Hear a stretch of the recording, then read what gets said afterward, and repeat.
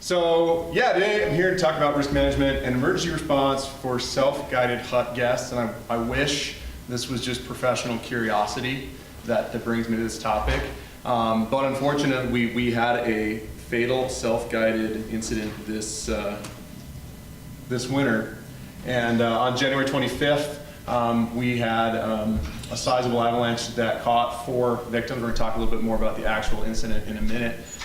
One person passed away, but ultimately that's not the only reason. I've generally noticed a possible shift in the overall demographic of self-guided hut skiers to a less experienced, more at-risk group. And so it's something we were talking about as part of my organization prior to this accident, and ultimately it was just a really good catalyst to get us all really thinking more deeply about it and ways that we can answer these really important questions that resulted from this. And this is a photo of a prior close call with self-guided hut guests that I walked up to. We met them on the way out from the yurt. They were like, "Great trip." We walked up to the lake and this is what I saw. So this is the kind of behavior that we're seeing a lot of. Lots of close calls, lots of bad decision making, and there's a reason I believe that self-guided hut guests are even more predisposed to this kind of behavior than your average recreational day skiers, and we'll touch on that in a minute. So the questions that really emerged, talking with my staff and other operators, are what can we as hut operators do to reduce risk for self-guided guests? What can we do to better prepare for a self-guided emergency? And then also, what is our responsibility legally, ethically, and practically when an accident occurs with self-guided guests? We have all kinds of systems in place and protocols in place for guided incidents, which hopefully we never have to use, but I'm really confident in our ability to execute really good rescues if necessary. We have all these protocols in place, but self-guided is a whole other bag of cats, right? So a little bit of history of Big Sky Backcountry Guides, founded in 2013. We do a ton of guiding and education. We have Bell Lake Yurt, we guide in Yellowstone Park, we do international trips, just got back from Norway.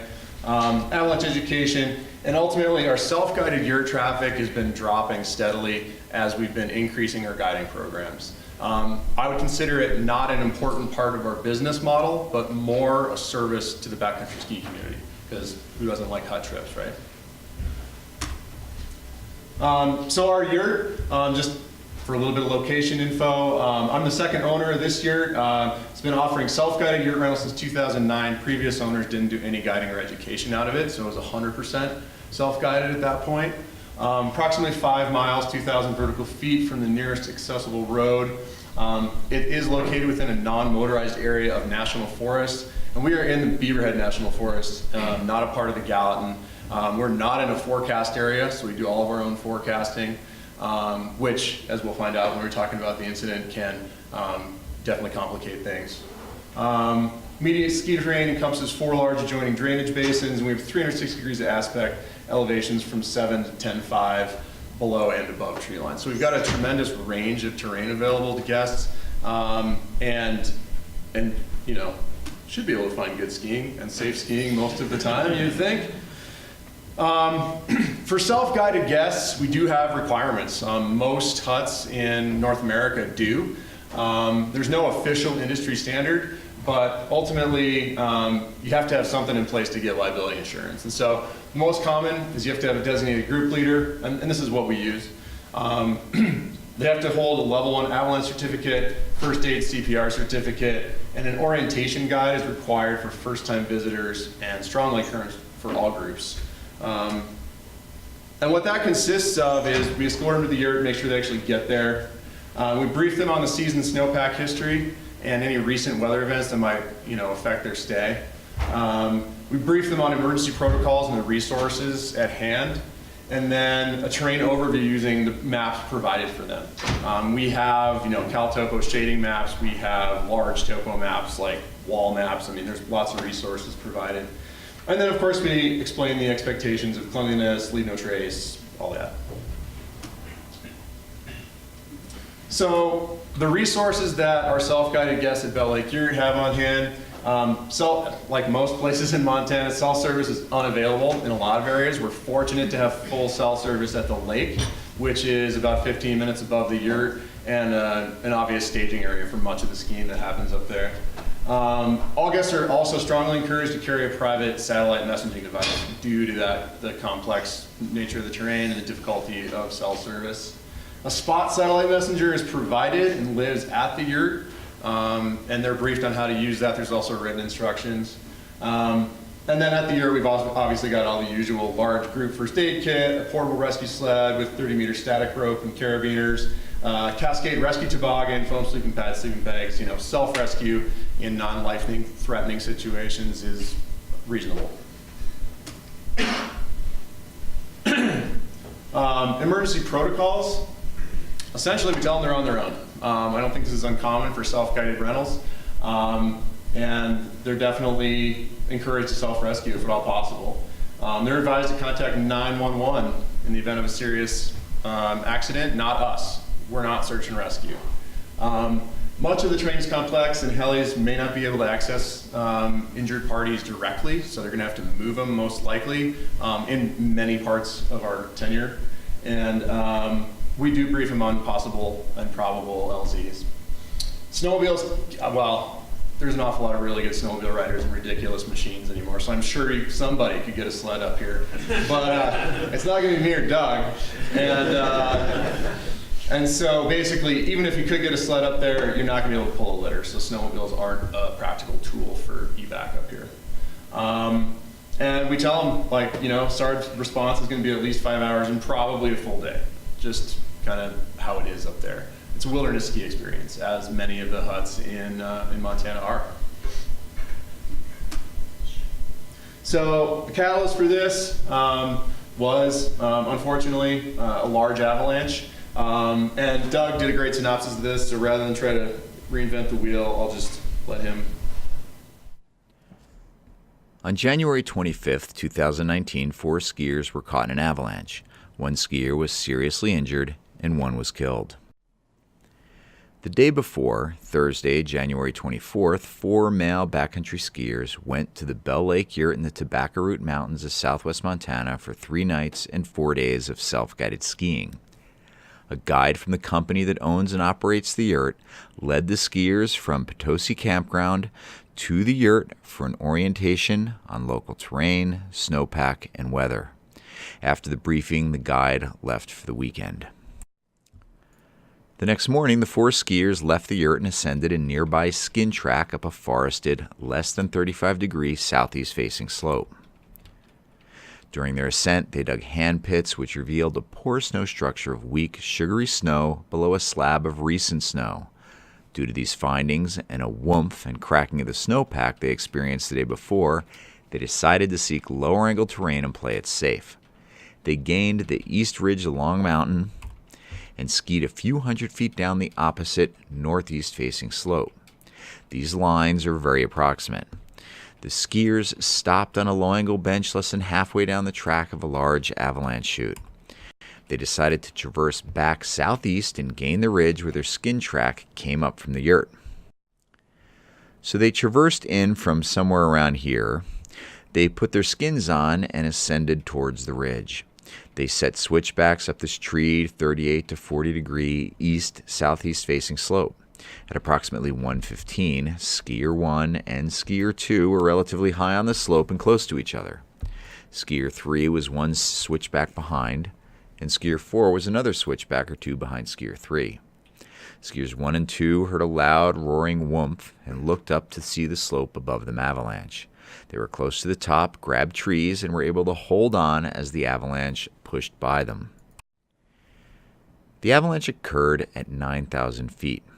It was 2 to 3 feet deep, 400 feet wide, and ran 1,100 feet vertical. The avalanche carried skiers 3 and 4 through the trees. Skiers 1 and 2 began a beacon search and quickly heard groaning and yelling from the other 2 skiers.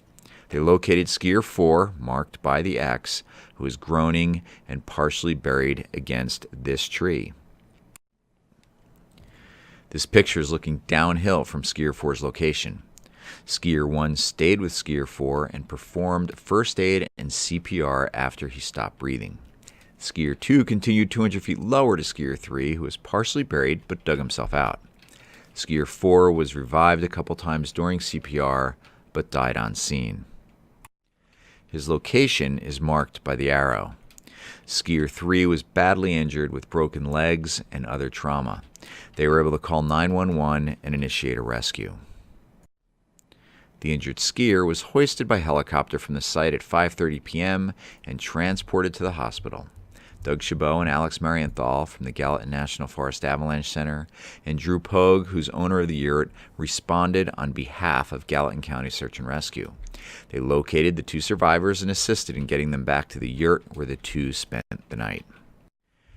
The next morning, Doug and another search and rescue member were inserted by helicopter to the victim, marked by the X, who was then retrieved. The region experienced high pressure and mostly dry weather during the first half of January. The mountains of southwest Montana received abundant and steady snowfall from January 16th through the morning of the avalanche on January 25th. During this period, nearby snowtel sites recorded up to 1.9 inches of snow water equivalent, equaling approximately 1.5 to 2 feet of snow. Prior to the accident, wind on the summit of Big Sky Ski Area at 11,000 feet in the northern Madison Range was west to northwest at 20 to 45 miles per hour. Looking uphill from the extrication site, we can see the treed terrain of the slope. Persistent weak layers of faceted snow buried at the bottom half of the snowpack were heavily loaded by 2 feet of snow and strong wind, which made human-triggered avalanches likely. Here is a short video clip of the accident site.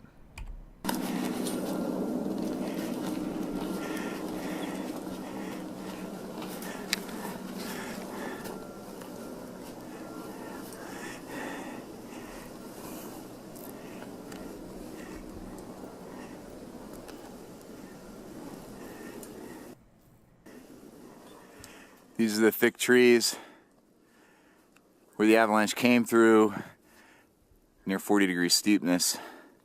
This is where the person was partially buried.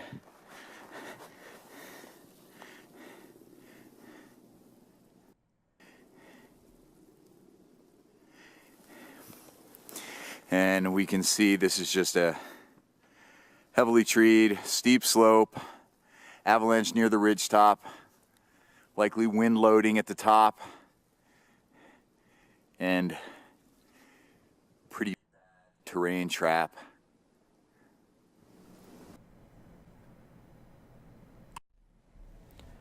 Our condolences go out to the family and friends of the deceased, and we hope the injured skier has a full recovery. Okay, so that was a pretty good synopsis. Of note, let's throw a bunch of snow nerds in here. This repeat offended about a month later. It actually ran to historic lengths. It widened the flanks of this path in the run out by about 5 times what was existing. So my guess, ran close to the ground, thin snowpack, historically cold February, faceted everything out. The end of March, or the end of February, we got 6 feet of snow in 5 days, and this thing just ran huge again. So it naturaled on the morning of February 29th and took out 50-year-old timber. So pretty interesting process. And another thing of note, this is one of only 2 pieces of terrain in the immediate basin here that's a permanent closure area for guiding. It's called the Forbidden Triangle. And it's just one of those pieces of terrain that raises your hackles the minute you step foot near it. This thing gets consistently cross-loaded from the west. It rolls over from about 35 to 40 degrees, and obviously the consequences are severe in the run out.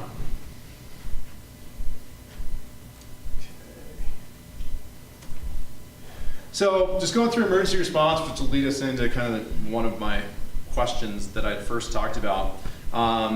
So self-guided party, another remarkable thing about this is they were in one of the only places in our basin that you could put a cell phone call out. They did not have a satellite communication device, and the phone really was a huge part of this rescue. So they were able to get a call out, and they called 911 at 1:22 p.m.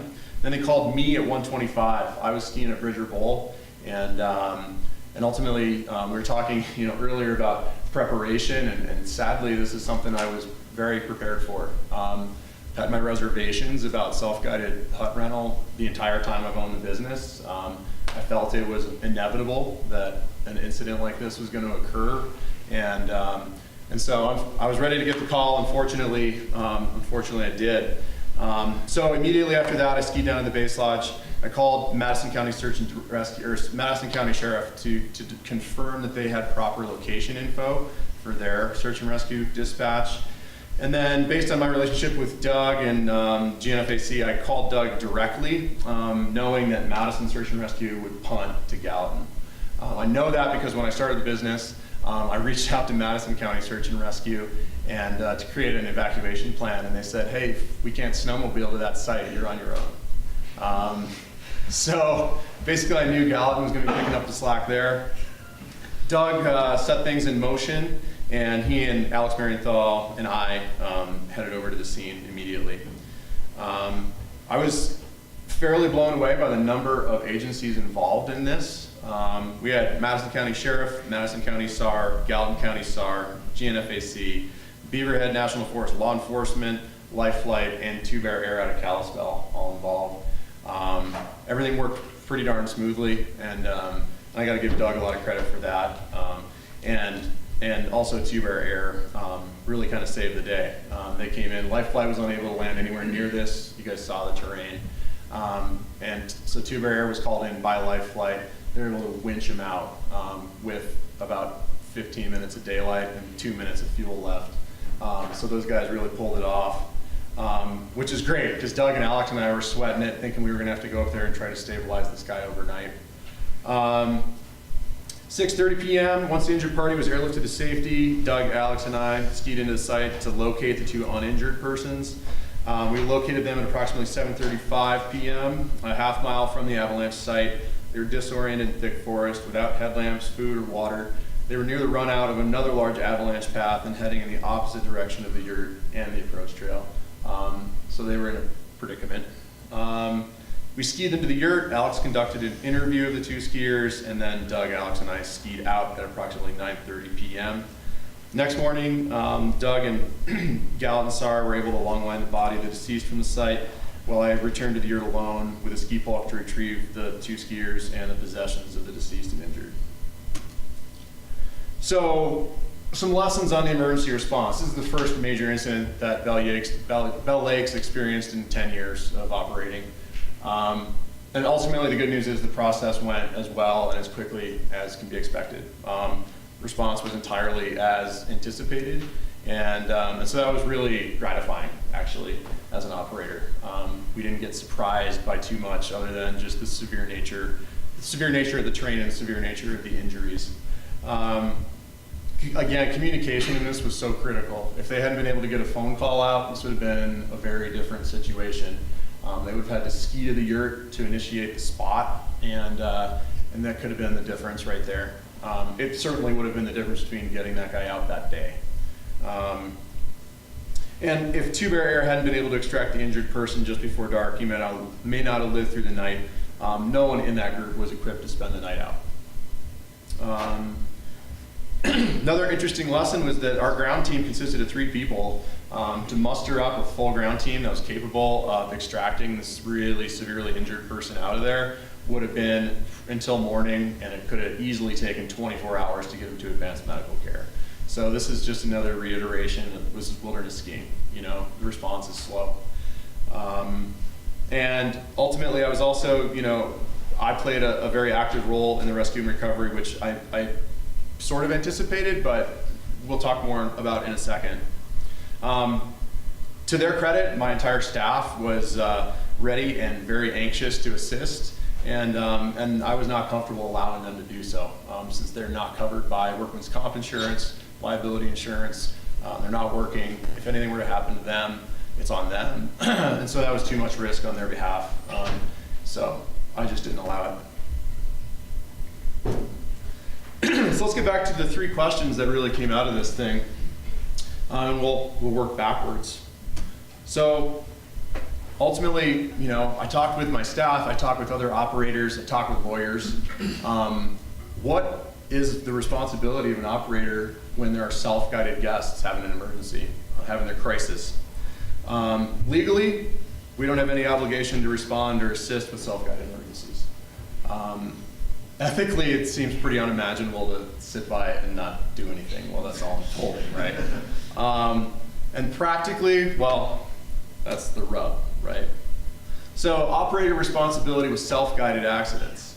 The role an operator plays in the rescue amounts to an enormous free safety net for self-guided guests. Local knowledge and familiarity certainly played a role in this response, and I was among first on the scene. The role also amounted to an enormous liability for me and my business. So, that's part of the kind of twin roles I find myself playing and thinking about this is as a backcountry guide and practitioner, I want to help people. And on the other hand, I'm a business owner and I have to look out for the best interests of the business, including all my employees. In this case, response included 2 days of unpaid work, during which I was putting myself at risk in avalanche terrain at night and alone during the recovery, without insurance for injury or accidental wrongdoing. In addition to the risk I was taking personally, the publicity of the accident has potential to hurt my business in the short and or long term. Would it hurt business more if I wasn't actively involved? Maybe. It's a lose-lose situation from a business risk perspective. That said, going back, I would obviously do everything the same. I'm not going to not help people when I can help people. But it's an interesting perspective to have to think about as far as moving forward, what do we do with this?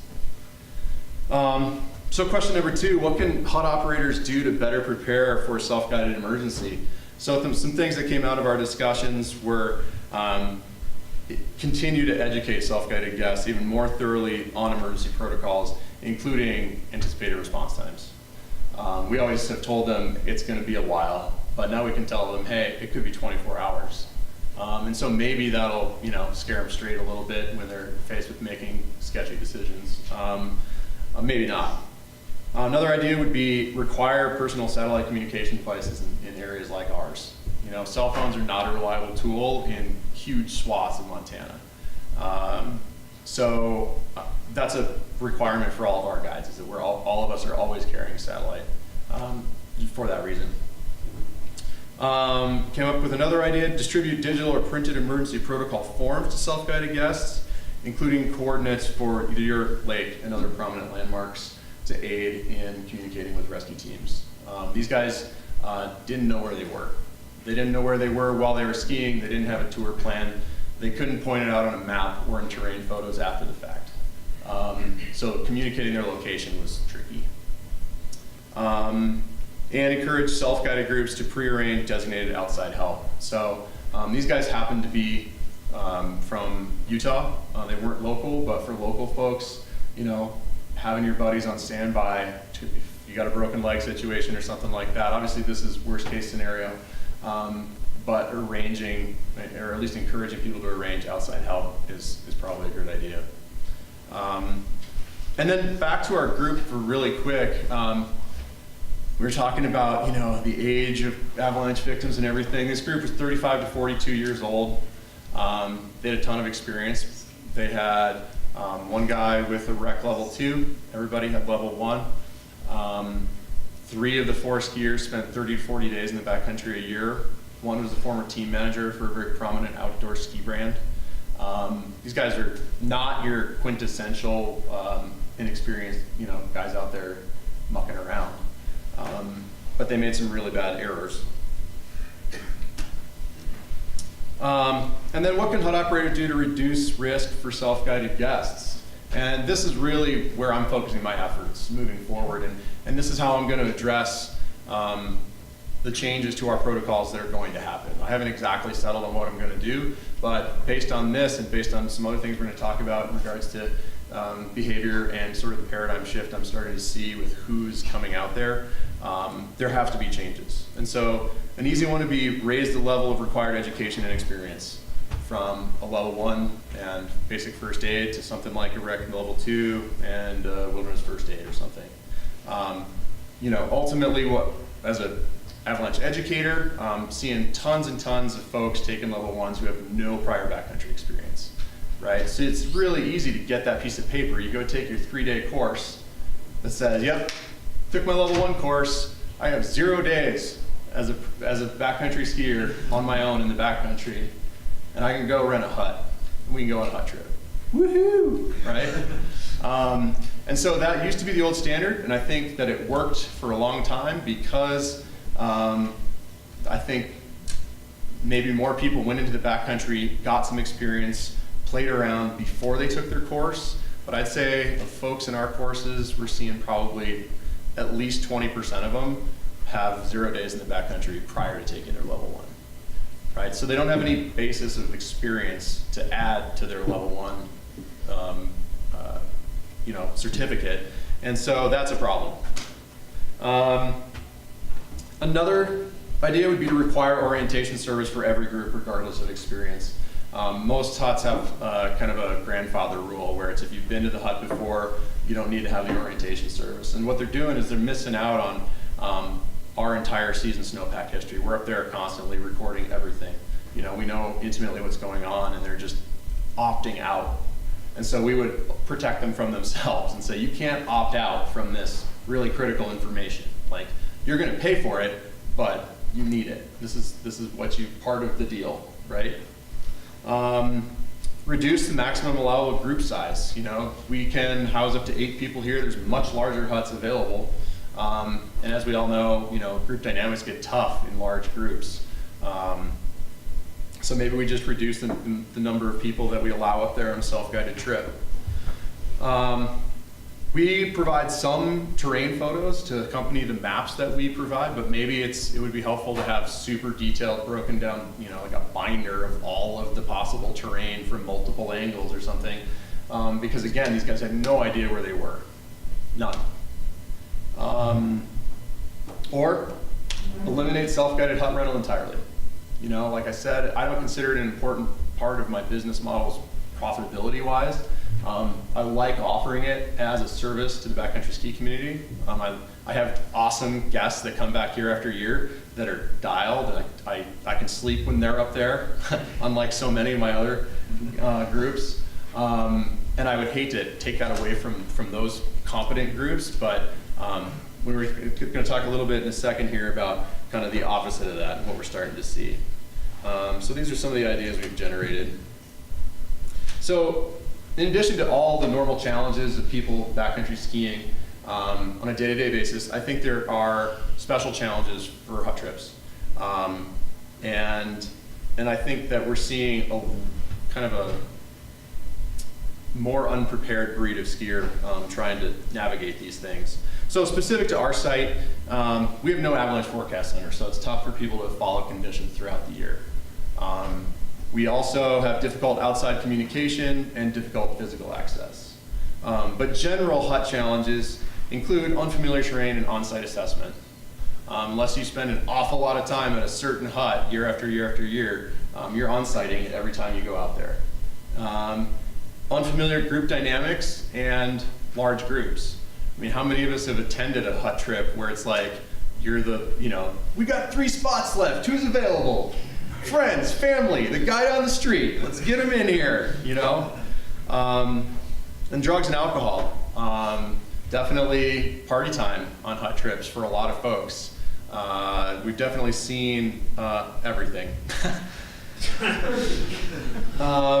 Mixed levels of ability, experience, education, and risk tolerance.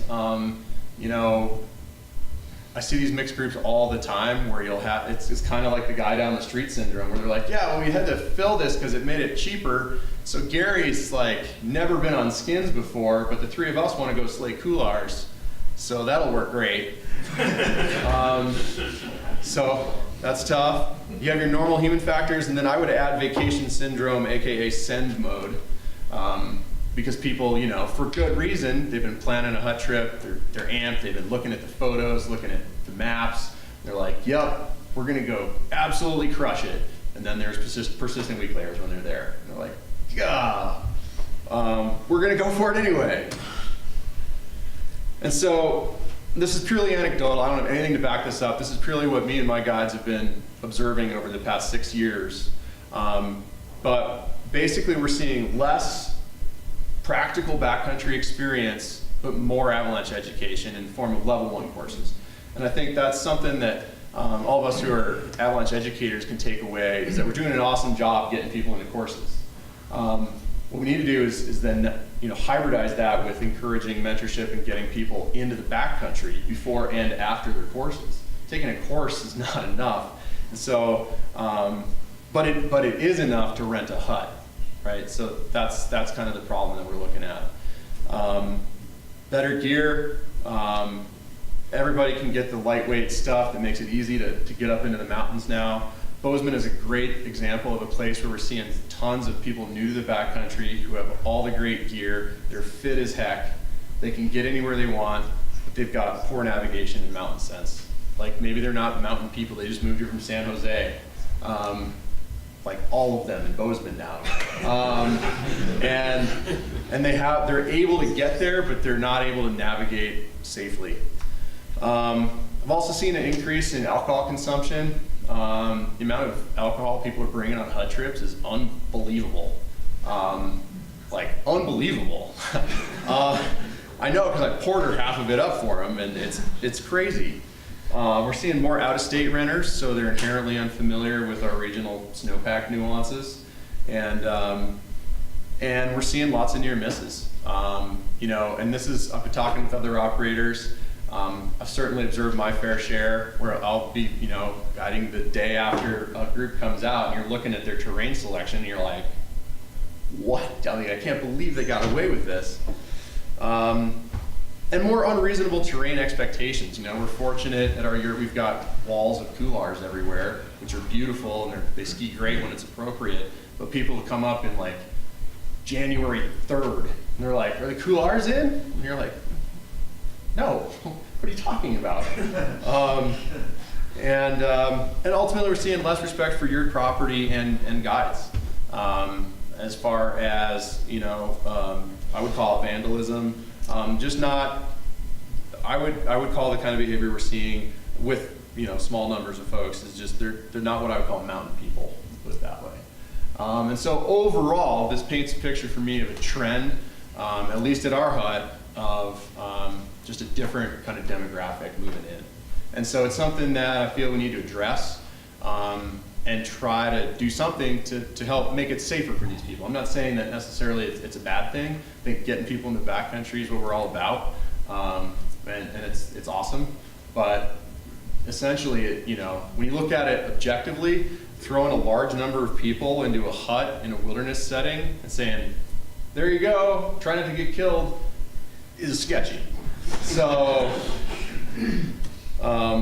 so what's a hut operator to do? There's been kind of two attitudes that have emerged with my talks with folks about this, which is self-guided, self-guided. You get what you pay for.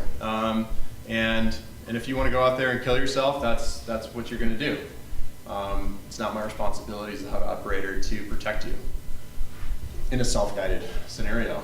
And then the other attitude is it's the responsibility of the operator to provide as much information and as many resources to self-guided guests as possible, because ultimately it's my business on the line. So these are pretty divergent ideas, right? So there will be changes to our standard operating procedure next year. I'm not entirely settled on what it is. We've just been head down trying to get through this season. But now that I'm starting to have a little bit more time to unwind here, there's a couple of ones that seem pretty obvious, and the biggest ones are requiring additional education and experience to self-guide, and requiring the orientation service so that we can give them the information that may be helpful if they choose to use it. I don't want to eliminate self-guided skiing, but as a small part of our business, that could be something, from a business risk reward standpoint. It really sucks to see Bell Lake Avalanche fatality in the news. That's not anything I want to see again. So yeah, it's an interesting perspective, and I'd certainly love to hear opinions from all of you. There are no answers here. This is just a discussion that we've been having within my company this year about how to address changes that we perceive and how to address, an unfortunate accident that took the life of one of our guests this year. So anyway, I hope you could apply some of this to some of what you're seeing out there as well, and I certainly welcome any feedback. So thanks a bunch. Thank you. Yeah.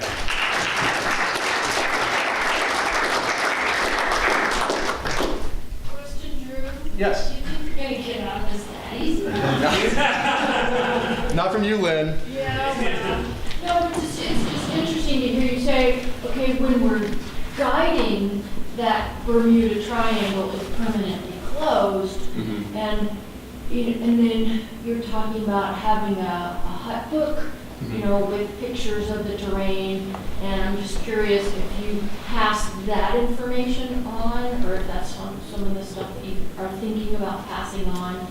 Yeah, that's a slippery slope, because if you say this piece of terrain is dangerous, then you're implying the rest of the terrain isn't, right? Yeah. So I would be inclined to say, I'm not going to label that as a closure area. I wouldn't label anything. It's like, here's pictures of the terrain. Use them in conjunction with your other tour planning tools. But yeah, I think once you start saying this is safe or this is dangerous, you're taking on a whole lot of liability.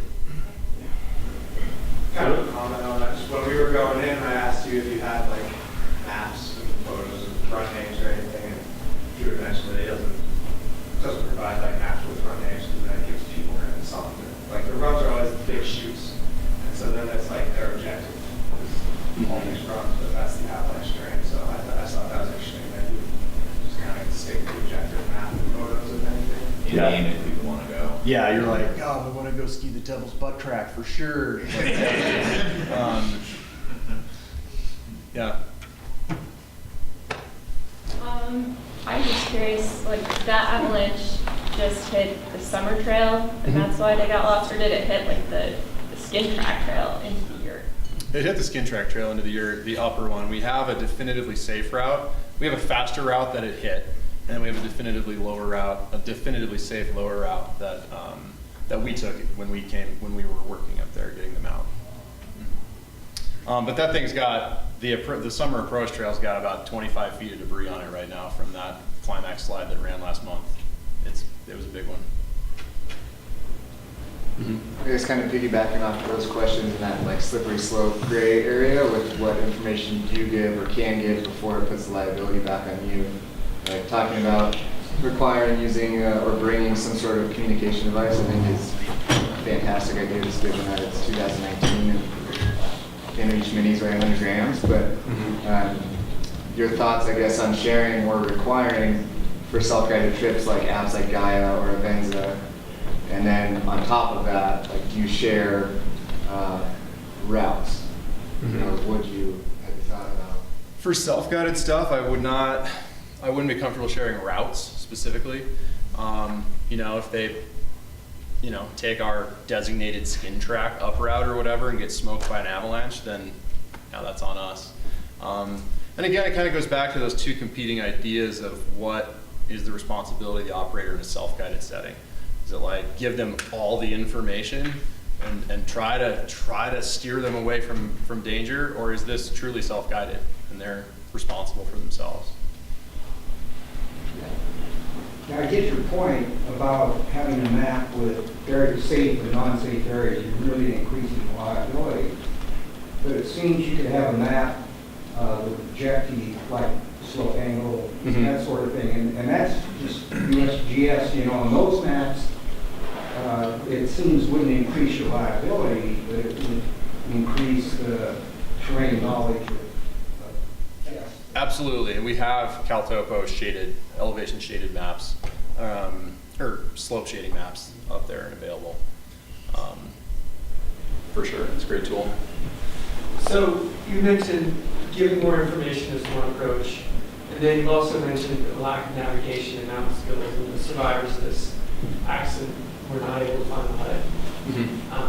Granted, they were in stressful crisis. Yeah, absolutely. So what do you think, would people be able to use that information if you gave it to them? Right. I mean, I'm not saying, there's Yeah, I mean, this is the great roundtable I've been having with my staff all winter, just trying to, solve this problem. And And so, and I'm not saying that, you know, the kind of this new paradigm we're seeing is every hut guest, but I would say that we're definitely seeing less experienced on the whole. Most folks are, you know, fairly competent, but there's definitely those groups where, you know, we take them in and then none of us sleep until they're out. Because it's apparent on the way in, you're like, oh man, these guys don't really have it together. Did you have that feeling before this? I had a feeling for every group. Self-guided, you know, I sleep great when my guides are up there working, and I totally trust them. I trust our systems, I trust our protocols and training. But when I'm just like letting the public up there, it's pretty freaky. And it happened. Yeah. I think something that's come to me over the years is I've enjoyed a lot of self-guided experiences in yurts. Yeah, me too. But I also have friends of similar experiences as us who relish being out with a guide who knows the terrain intimately and generally can find the best snow quality and understands the stability well. So when you're considering what do I lose if I eliminate this self-guided option, just keep in mind that a lot of people really profit from the guided experience. Yeah, absolutely. And that's what we love to do. You know, that's why it's been steadily shrinking. The amount of self-guided versus guided work we're doing out of our hut has been, you know, swaying way more towards more guiding work over the past few years, for a number of reasons.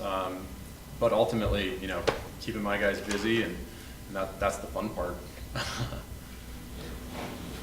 Drew, could you go back to your, I think it was your last slide with some, yeah, right there. So, you know, your whole talk, you almost, there's two things happening. There's the accident, like what caused this accident, how do we prevent that? And then there's the bigger issue of like, as a Bell Lake Yurt, as a guide, do we even offer this, you know, and is this even worth it? You know, someone sitting here who's not, I don't run yurts, I see your slideshow here and I go, why the hell would you? I mean, it just sounds insane the way it was presented, you know?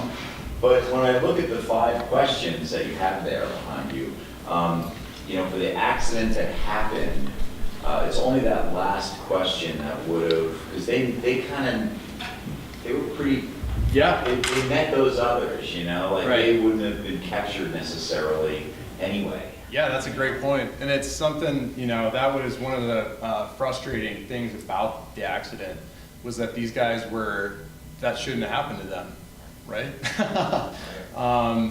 And it was an objectively bad decision that put them where they were. And it's a little bit like of a head scratcher, and who knows what really was going on. But it's certainly, I wouldn't, you know, if we had a lineup of every self-guided group that went in this year, that one wouldn't have been the one that I was like, yep, super worried about that group. So maybe it's all just rolling the dice and all this is for naught, but. So you mentioned additional education experience there, but the problem with level 1 is that, you know, everybody and their brother, people take it because they want a license to go in the backcountry. Right. When they're backcountry skiers. They don't wait. So what if people have a level 2? I mean, there's no guarantee they have. It's true.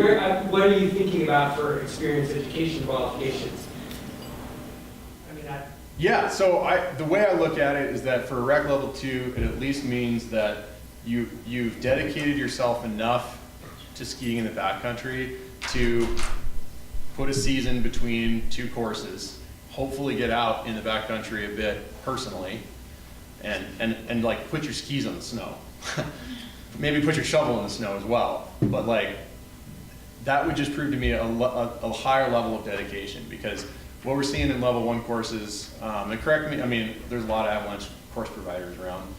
Maybe it's just what we're seeing at our hut-based level 1s, but it's people who are like, I've been wanting to get into the backcountry for a long time, and before I do, I really want to take a course. And it's like, wow, you've never done anything? I mean, that's both really great in that people are taking it upon themselves. They recognize the risk and they want to educate themselves before putting themselves in a dangerous situation.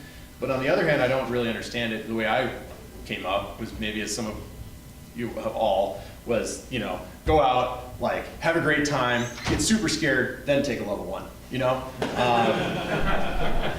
So, yeah, it's a little bit unfamiliar to me, but But that's what we're seeing, and so it's just a concern to me that they can get this license to go in the backcountry, which also happens to be a license to rent almost any hut in North America, and then go put themselves into like remote wilderness skiing situations without any real experience. So maybe there's no good answer with that. Maybe a level 2 is not the answer, but it demonstrates to me a higher level of commitment. I'm not critical of it, I'm just, Yeah. I'm just curious, the deep devils in the details. Yeah, for sure. Any other questions? Cool, thank you. That was awesome. Yeah.